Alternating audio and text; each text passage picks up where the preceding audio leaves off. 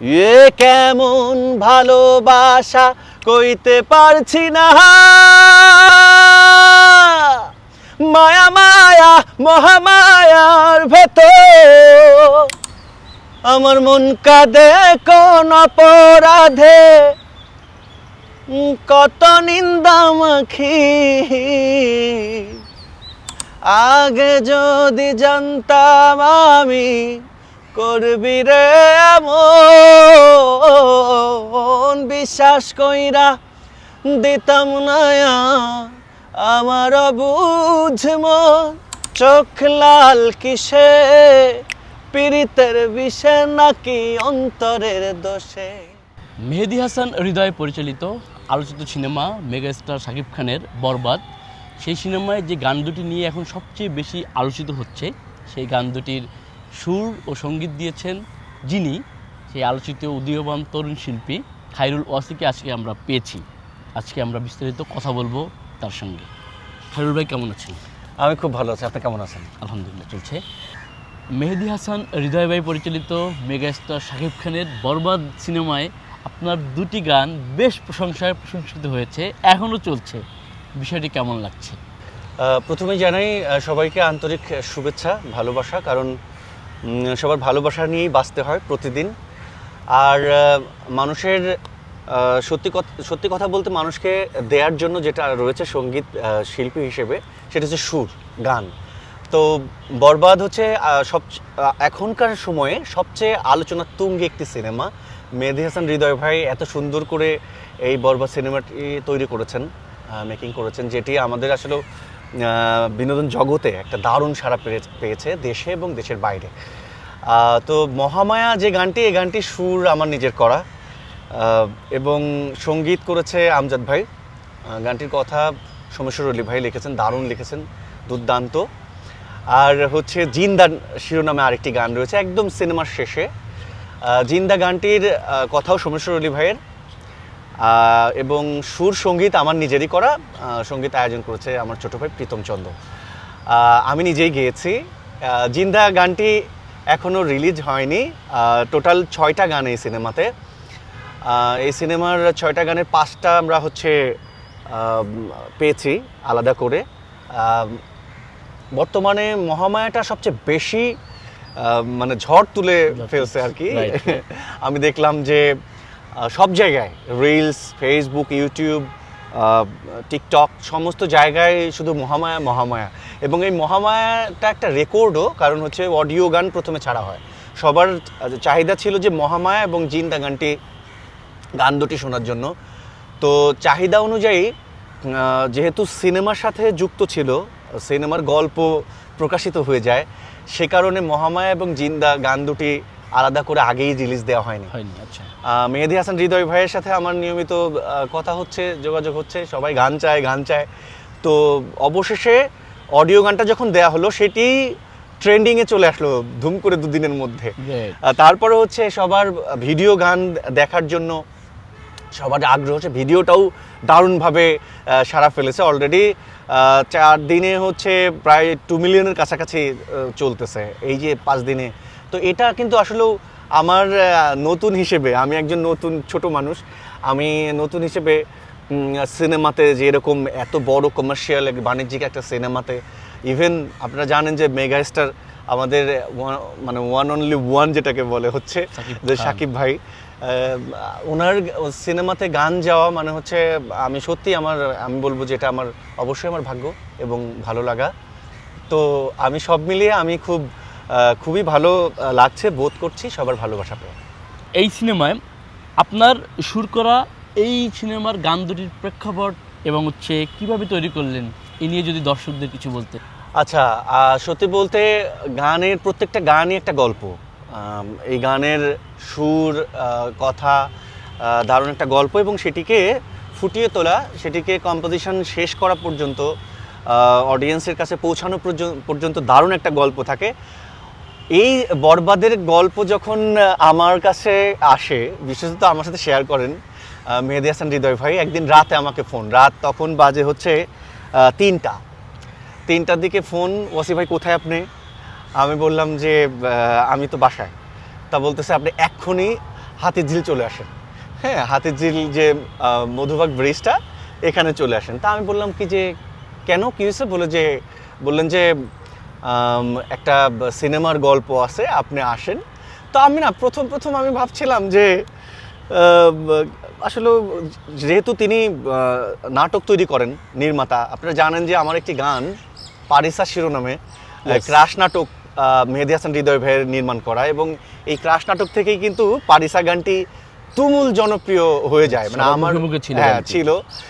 তো সেইখানে দেখলাম যে পারিসা গান দিয়ে যখন আমাদের একটা প্ল্যানিং সুন্দর মতো, আমরা আগেই অডিয়েন্স নিয়েছে, আমাদের গান শুনেছে, সেই ক্ষেত্রে আমি গেলাম। যাওয়ার পরে আমি চিন্তা করলাম, এখন আমাকে বলতেছেন, হৃদয় ভাই বলতেছেন যে ওয়াসিফ ভাই, সে খুবই মানে আসে না যে মানুষের মধ্যে এক্সাইটমেন্ট থাকে না, যে সিনেমা বানাচ্ছি। তো এই গল্প যখন আমাকে শেয়ার করলেন যে সিনেমার নাম হচ্ছে বরবাদ, এরকম আড্ডা দিতে দিতে 3:30 4টার মতো এরকম বেজে গেল। বরবাদের সিনেমার গান কি আছে আপনি আমার সাথে শেয়ার করেন। তা আমি আবার সত্যি বলতে আমার কাছে সিনেমাটিক গান প্রায় 20-25টা রয়েছে, মানে রেডি। এখন রেডি থাকলে তো শুধু হবে না, গানের সিনেমার গল্প অনুযায়ী গান হতে হবে, মিলতে হবে। ওই সিঙ্ক্রোনাইজেশনটা দারুণ না হলে সিনেমার জমবে না, মানে আসে না যে ওই জায়গাগুলা গল্পের সাথে। তো আমি শোনালাম, তো দুই একটা সিলেক্ট করলেন উনি শোনার পরে। তো পরের দিন বললেন যে আপনি অফিসে আসেন। তো অফিসে আসার যাওয়ার সময় আর কি আমিও তো খুব, আমার মানে এত এক্সাইটমেন্ট কাজ করছে ভিতরে যে বরবাদ, শাকিব খান, ইদিকা পল, সব কিছু মিলায় মানে বিশাল একটা বিগ বাজেট অ্যামাউন্টের একটা সিনেমার যে গল্প শুনেছি আমি, তখনই আমার মনে হচ্ছিল যে দারুণ একটা গল্প। হ্যাঁ, তো আমি পরের দিন গেলাম ওনার অফিসে। যাওয়ার সময় আমি যে গান সিলেকশন করেছিলাম, যাওয়ার সময় সেই গানটির সুরকার আমি, কিন্তু গীতিকার আর একজন, তিনিও 21 পদক প্রাপ্ত, আজিজ আহমেদ ওনার নাম। তো আপনারা সবাই চিনেন। তো যেহেতু আমি ওনার গানে সুর করেছি সুরকার হিসেবে আমার, কিন্তু কোনো একটা কারণে এই গানটি আসলে ওনারা একটা সিনেমার জন্য সিলেকশন করে রাখছেন। এটা আসলে আমার সাথে শেয়ার করেননি আগে, যেহেতু আমি সুর করেছি। তো আমি এই গান যখন নিয়ে যাচ্ছিলাম, তখন প্রতিমধ্যে আমার কাছে মনে হলো যে ওইটা আমার তাদের সাথে শেয়ার করা উচিত। তো শেয়ার করার পরে তো বললো যে ওয়াসিফ ভাই, এটা তো আসলে আর একটা সিনেমার জন্য সিলেকশন করা, আপনি অন্য গান ভাবেন। তো আমি হৃদয় ভাইকে ফোন দিলাম। হৃদয় ভাই বললেন যে হৃদয় ভাই একটু এলোমেলো হলেন আর কি, কারণ যেটা সিলেকশন হয়ে গেছে বা আমরা কাজ শুরু করব। তো বলতে হৃদয় ভাই একটু মানে উত্তেজিত হয়েই, মানে হয় না, আচ্ছা আসেন, কোনো সমস্যা নেই, আমরা বসি। তারপরেও এই গেলাম, আমার রিক্সার উপরে থাকা অবস্থায় সোমেশ্বর অলি ভাইয়ের লিরিকটা আমাকে হোয়াটসঅ্যাপ করেন, এবং আমি তখনই দেখতে দেখতে আমি গুনগুন করতে করতে আমি যাই। রিক্সা থেকে নেমে কিন্তু ব্রিজটা পার হতে হয় হেঁটে। আমি হাঁটছিলাম, একটু দাঁড়িয়ে আমি চিন্তা করছিলাম যে গল্প, গান তো মিলেমিশে একাকার হয়ে যাচ্ছে, মানে কথা। তো এখন সুর দরকার, সুরটা আমার তো ইউনিক সুর ছাড়া তো আমি নিজেও শোনাবো না। তো তারপরে আমি গেলাম, যাওয়ার পরে আমাকে সরাসরি ফেস টু ফেস। মজার ব্যাপার বলি রোহান, সেটা হচ্ছে যে আমাদের জানা, মানে এ পর্যন্ত যতগুলো গান বেরিয়েছে, আমি বেশিরভাগ হয় নির্মাতা, না হলে অ্যাক্টর, অভিনেতা সামনাসামনি গল্প শুনে আমি লিখে বা সুর করে ফেলেছি, এরকমই বেশিরভাগই হয়েছে। তো এই বরবাদের মহামায়াটাও তাই হলো। সবাই ওনার অফিসে সবাই বসা, ওয়াসিফ ভাই আসছে, যে কোনো একটা কিছু হয়তো হবে। ওয়াসিফ ভাই, আপনি চিন্তা করবেন না, আমি তো আল্লাহকে ডাকছি, আল্লাহ তুমি আমার মানে নাজিল করো, আছে না যে আমার মধ্যে, আমি তো মাধ্যম একটা। তো হৃদয় ভাই যখন বলতেছিল যে ভাই এরকম একটা ব্যাপার দাঁড়াবে, আপনি এরকম চেষ্টা করেন, আমি বসেই মহামায়া শুরু করে ফেললাম। যখন শুরু করে ফেললাম, সবাই শুনে তো লাইক, ওইখানেই সবাই বললো যে ওয়াও দারুণ। তারপর তো ডেমো বানানোর জন্য ডেমো তৈরি করলাম। এই তো মহামায়ার গল্পটা এখানে শেষ হলো আর কি। দীর্ঘদিন ধরে আপনি গান করছেন, পাশাপাশি সুর করছেন, সঙ্গীত করছেন, এখন আসলে কি নিয়ে ব্যস্ত আপনি? হ্যাঁ, এখন আর একটা গানের জন্য আমি আসলে ওয়েট করছি, সেটি হচ্ছে জিন্দা। মানে আমার প্ল্যানিং রয়েছে যে যে কোনো একটা গান সন্তানের মতো, সেটিকে ফোস্টারিং করতে হয়, গাইতে হয়। আমাকে অলরেডি আমার যারা ফ্যান রয়েছে, ইভেন যারা সিনেমা লাভার, গান লাভার যারা রয়েছেন, অডিয়েন্স, সবাই আমাকে মেসেজ করে বিভিন্ন গ্রুপে বিভিন্ন জায়গায় বলছে যে আমাদের মহামায়া তো শুনলাম, এখন আমাদের জিন্দা গানটা শুনতে হবে, জিন্দা গানটা নিয়ে আমাদের প্ল্যানিং কি সেটা জানতে চায়। তো জিন্দা গানটা এমন জায়গায় যে সবাই কান্না করে হল থেকে বের হয়। যেমন এই জিন্দা গান সম্পর্কে যদি আমি একটু বলি, জিন্দা গানটা যখন মানে আমাদের মহামায়া তো হয়ে গেল, এরপর হচ্ছে জিন্দা গান নিয়ে আমাদের আলোচনা শুরু হলো।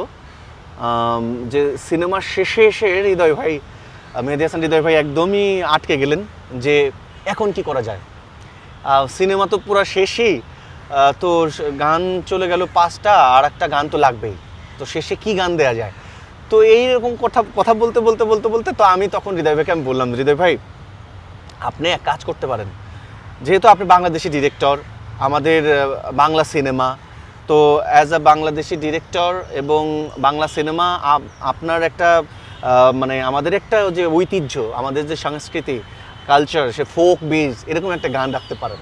তো আমি যখন বলেছিলাম, প্রায় 15 দিন আগে বলেছিলাম, তখন হৃদয় ভাই বললো যে না, গল্পটা তো একটু পশ ওয়াসি ভাই। আসলে হৃদয় ভাইও নিজেও মানে অনেক সময় ডিসিশন নিতে হয় না, যে সবার সাথে আলোচনা করেই নিতে হয়। তো উনি মাথায় রাখলেন ব্যাপারটা। তারপরে যেটা করলেন সেটি হচ্ছে বিজিএম করেন যে মহসিন ভাই, উনি ওনার সাথেও শেয়ার করলেন। তো তার কিছুদিন পর তো যেহেতু আমিও বলেছিলাম যে দেখেন সব আছে, মারামারি, ভাঙচুর, র্যাপ, আপনার আরও জানেন যে আপনার দ্বিধা, মায়াবী, আরও ভালো ভালো যেসব গান, চাঁদ মামা, সব ধরনের গান রয়েছে। তো শেষে একটা টুইস্ট রাখলে কেমন হয়, যে লোকগান, ফোক গান, হ্যাঁ, এটার মধ্যে মানুষ না একদম টোটালি অডিয়েন্স একদম অন্যরকম একটা বাস পাবে। ঠিক আছে, যে আরে সব কিছু পড়ার পরে এটা কী হলো। এবং হৃদয় ভাইয়ের একটা চাওয়া ছিল শেষে, বলে যে ওয়াসি ভাই হ্যাঁ ঠিকই ফোক, এবং ফোকটা এমন হবে যে শেষে যেন সবাই কান্না করে দিয়ে হল থেকে বের হয়।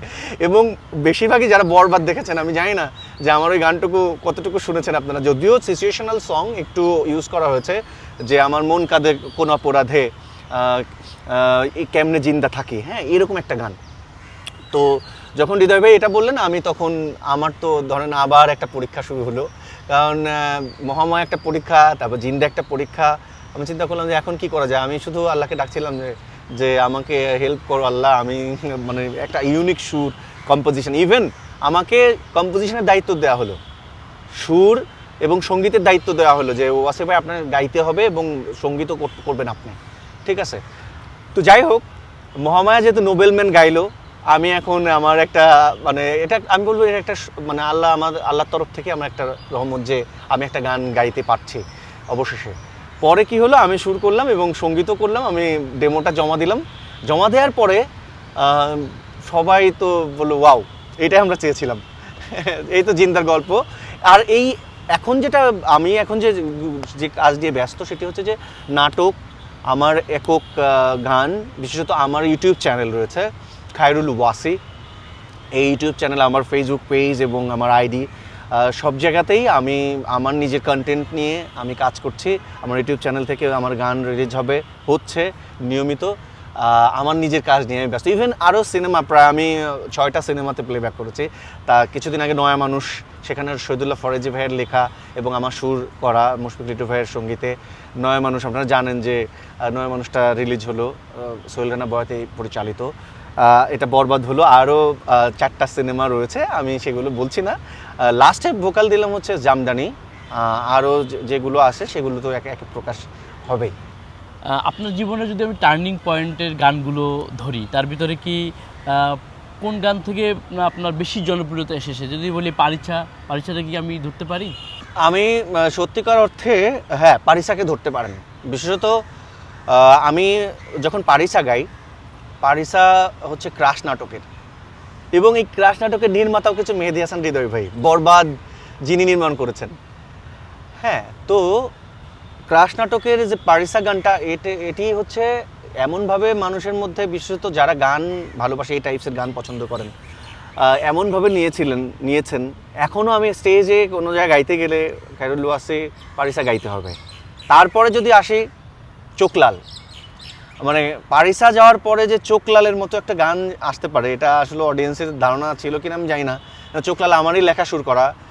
আর চোখলাল হয়তো শুনেননি এরকম খুব কম মানুষই রয়েছে, একটু যদিও ফানি কন্টেন্ট, ফানি গান, একটু কমেডি টাইপসের, কিন্তু জীবনমুখী অনেক বাস্তব কথাবার্তা দিয়ে এই গানটি। তারপর আমি তো আমার আছি যে শিরোনামে যে গানটি ছিল, ওটি হচ্ছে আর যে নাটকের, ও গানটিও মানে দারুণ সাড়া পেয়েছে এবং আমাকে নিয়মিত গাইতে হয়। তো খায়রুল ওয়াসি সত্যিকার অর্থে আমি তো সামান্য মানুষ, একজন নগণ্যই বলবো। তো এইটুকু ক্যারিয়ারে আমি এই 3টা গান আমাকে ব্যাপকভাবে সাপোর্ট দিয়েছে। আমি চেষ্টা করছি আরও ভালো কাজ করার জন্য। আর এর মধ্যেই তো আমার এই বরবাদে এসে মানে অনেকটা আমি নিজেও বরবাদ হয়ে যাচ্ছি মাঝে মাঝে, কারণ একটা গান করলে ওই গানটাকে নিজেকেই বিট দিতে হয়, কারণ আমার সাথেই কম্পিটিশন। আমার মনে হয় যে আমি নিজেই আমার আমার প্রতিযোগী আমি নিজেই, আমি কারোর সাথে কম্পিটিশন করতে চাই না। তো সেই গানগুলো করতে গিয়ে যেটা বুঝতে পারছি যে এই গানগুলো মানুষের মধ্যে একটা ভ্যারিয়েশন তৈরি করতে হবে, যাতে মানুষ আলাদা আলাদাভাবে সবাই বিনোদিত হয়। ফোক এবং আধুনিক ঘরানার গান কোনটায় আপনি বেশি স্বাচ্ছন্দ্য ফিল করেন গাওয়ার জন্য? সত্যি বলতে আমি ছায়ানটে লোকসঙ্গীতে আমি যখন ভর্তি হই, আমার ভর্তি হওয়ার কথা ছিল হচ্ছে নজরুলে। 1 বছর গ্যাপ দেওয়ার কারণে, গ্যাপ যাবে দেখে, আমি অসুস্থ ছিলাম, বাড়িতে ছিলাম, যে কারণে 1 বছর গ্যাপ যাবে দেখে আমি নজরুলে ভর্তি হওয়ার সুযোগটা হারালাম। আমি লোকসঙ্গীতে ভর্তি হয়ে গেলাম। দীর্ঘ 6-7 বছরের ওখানে তালিম নেওয়া চলছে, এখনও তালিম নিচ্ছি আমি আমার মতো করে। তারপরে ওখানে আমি শিক্ষক হিসেবে আমি জয়েন করলাম ছায়ানটে, আমাকে ছায়ানটে রেখে দিল শিক্ষক হিসেবে লোকসঙ্গীতের আর কি। এই যে ব্যাপারটা, এইটা আমি যখন বুঝতে পারলাম যে যিনি সুর নিয়ে কাজ করেন, আমার মনে হয় তার সব ধরনের গান গাওয়ার একটা প্রবণতা তৈরি করতে হয়। তারপরে অডিয়েন্স নেবে কি নেবে না সেটা অডিয়েন্সের উপর নির্ভর করে।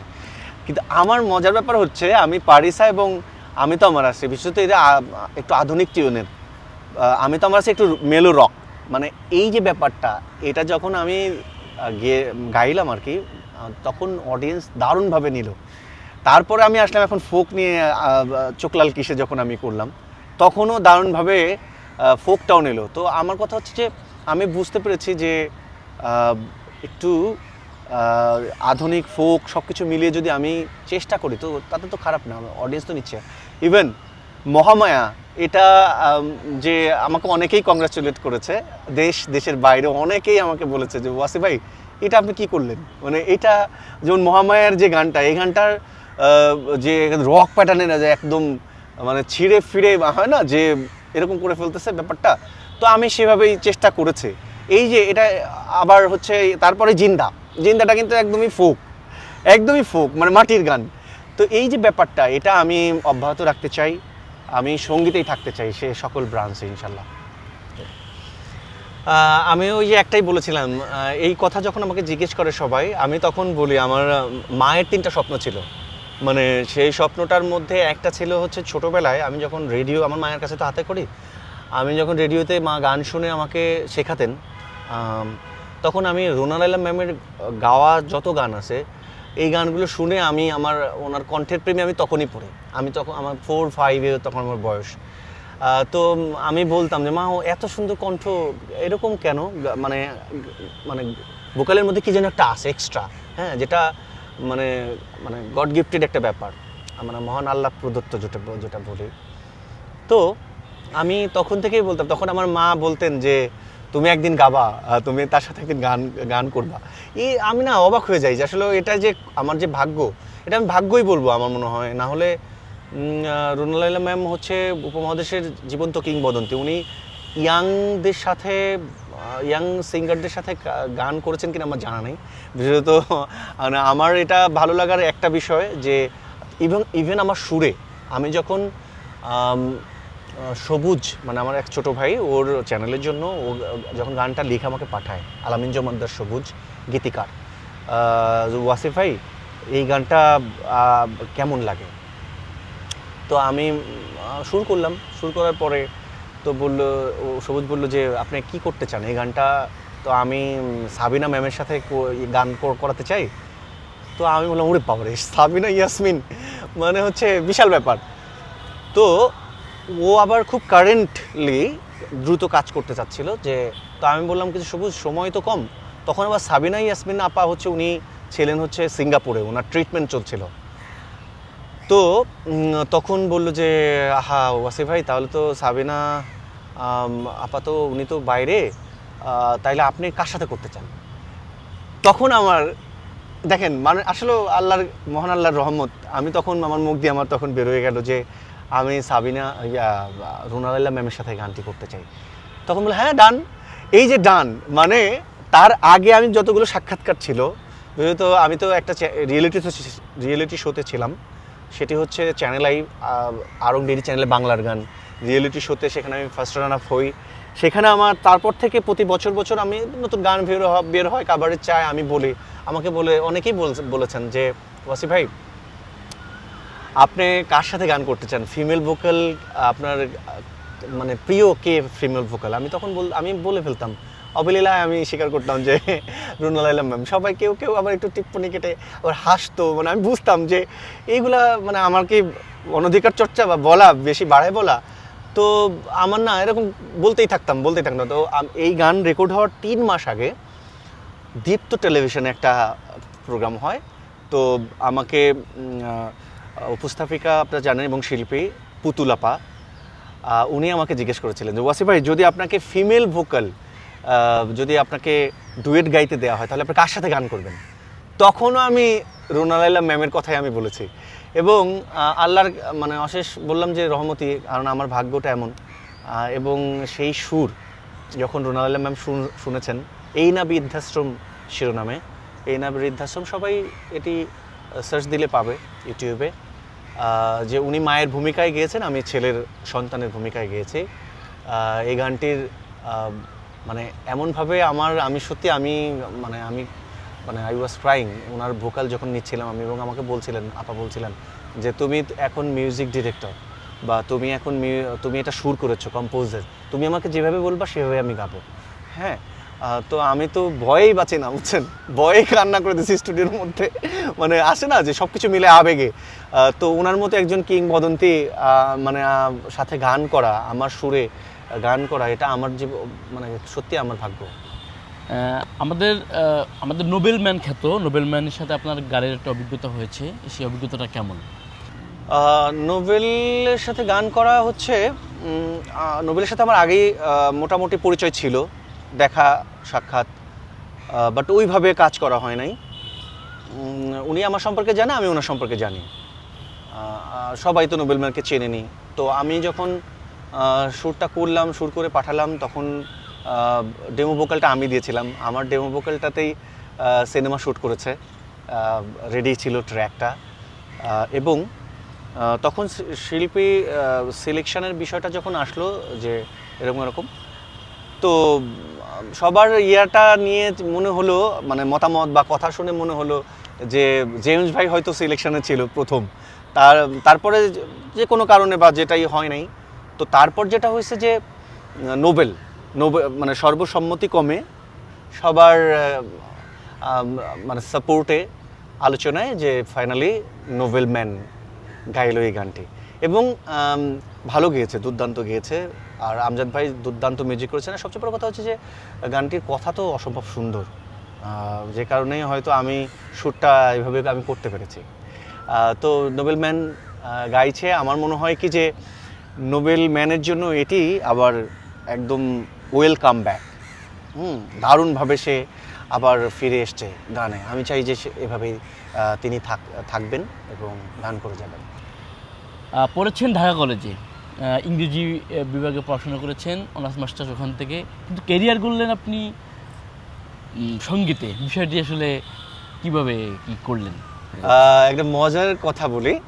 ঢাকা কলেজে পড়া অবস্থায় ঢাকা কলেজ আমাকে বিশেষ পুরস্কার দিয়েছেন আর কি। তখন ছিলেন হচ্ছে প্রিন্সিপাল ছিলেন হচ্ছে ডক্টর আয়েশা বেগম ম্যাডাম।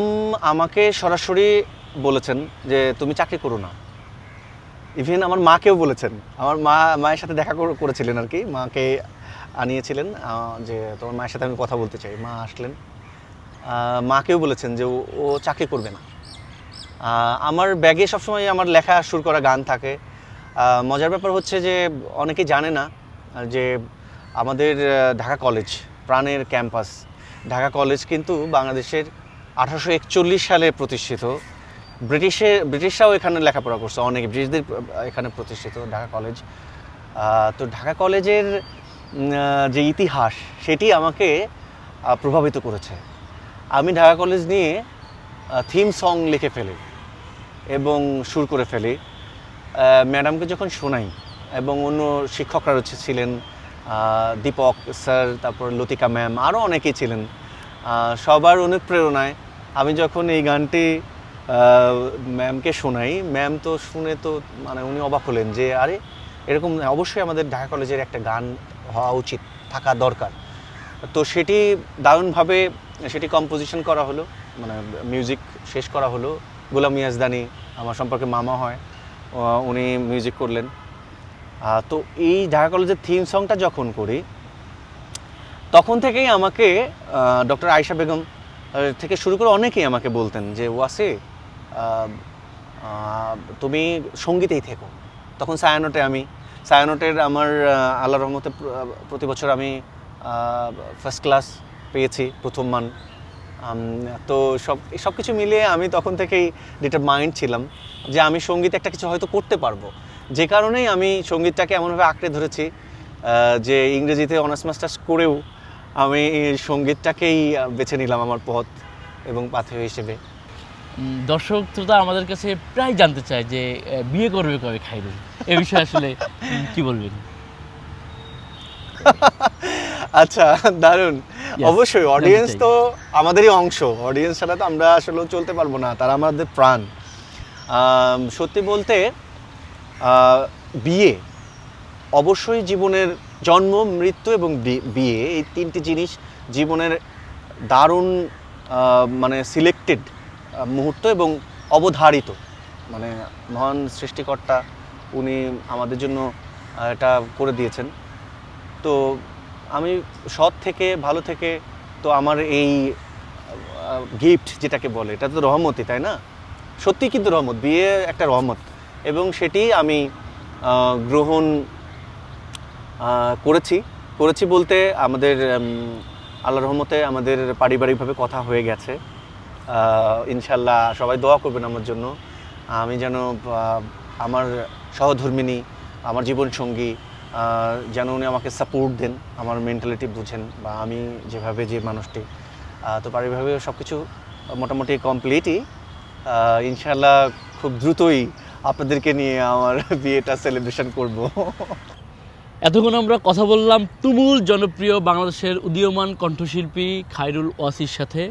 আপনারা দেখলেন, এখন আমরা তার অনেক জনপ্রিয় গান আছে যেগুলো সে সুর করছে, সঙ্গীত করছে, নিজে গেয়েছেনও। আজকে তার মুখের কিছু গান আপনারা শুনবো, শুনে আজকের মতো বিদায় নিচ্ছি। আল্লাহ হাফিজ। একার জীবন আমার কাঁধে আমি বইতে পারছি না, বেকার মন আবেগে বাঁধে আমি কইতে পারছি না।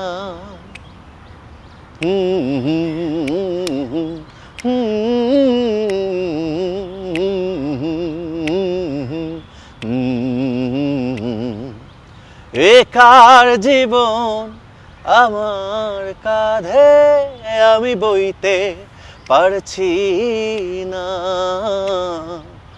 বেকার মন আবেগে বাঁধে আমি সইতে পারছি না। এ কেমন ভালোবাসা কইতে পারছি না,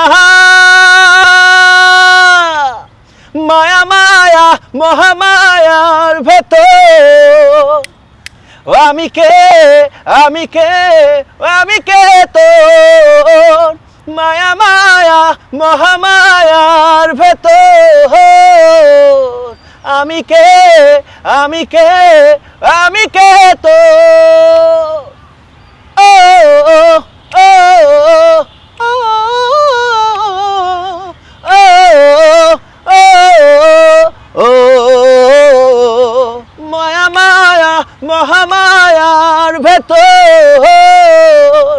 আমি কে আমি কে আমি কে তো আমার মন কাঁদে কোন অপরাধে কত নিন্দা মাখি আমার মন কাঁদে কোন অপরাধে কত নিন্দা মাখি তার অভাবে কোন স্বভাবে কেমনে জিন্দা থাকি তার অভাবে কোন স্বভাবে কেমনে জিন্দা থাকি দেরানা দা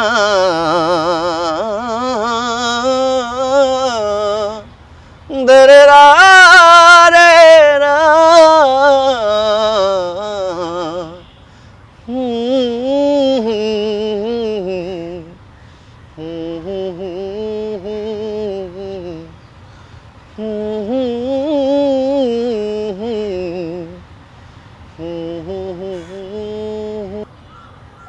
এক জীবনে এক মানুষই হইলি রে দুইজন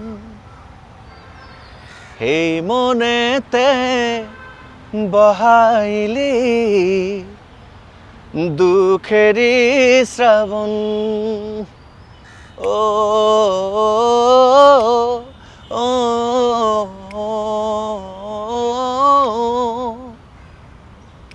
এক জীবনে একবার দোষী হইলি রে দুইজন এই মনেতে বহাইলি দুঃখেরই শ্রাবণ আগে যদি জানতাম আমি করবি রে এমন বিশ্বাস কইরা দিতাম না আমার বুঝমন পারিস রে পারিস তো পাল্টে গেছে মন পারিস রে পারিস তো একই আচরণ পারিস রে পারিস তো পাল্টে গেছে মন পারিস রে পারিস তো একই আচরণ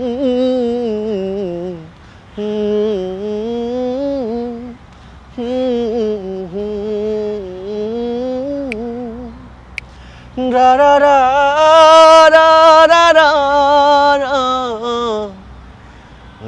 রা রা রা রা ra ra ra ra ra ra ra ra ra আরে সুযোগ পায়া বন্ধু তোমায় মারলো পিছে পিছে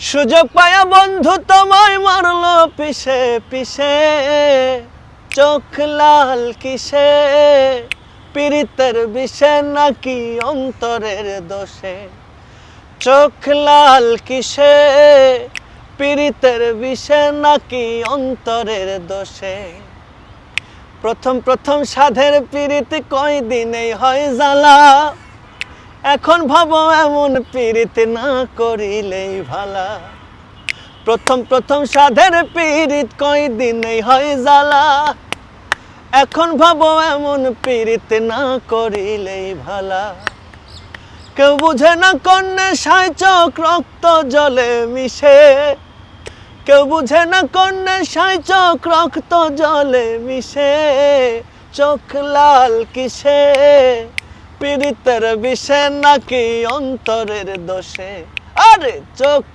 লাল কিসে, পীড়িতের বিষে নাকি অন্তরের দোষে।